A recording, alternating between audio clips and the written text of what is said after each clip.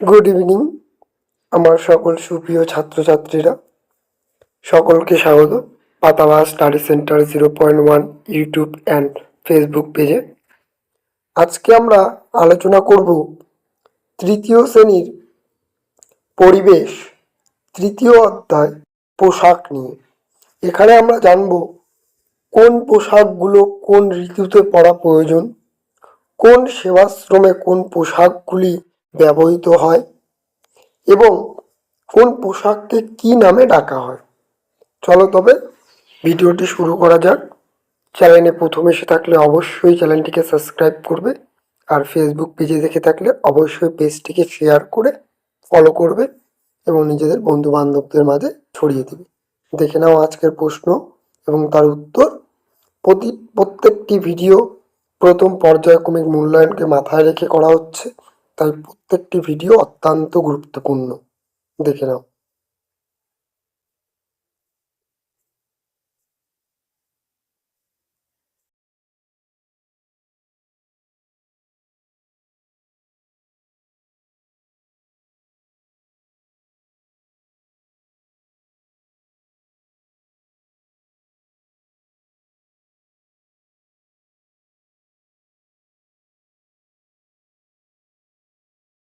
সকলকে বলবো তোমরা অবশ্যই খাতায় প্রশ্নগুলি টুকে নিবে, যাতে পরবর্তী সময়ে তোমাদের কোনো অসুবিধে না হয়।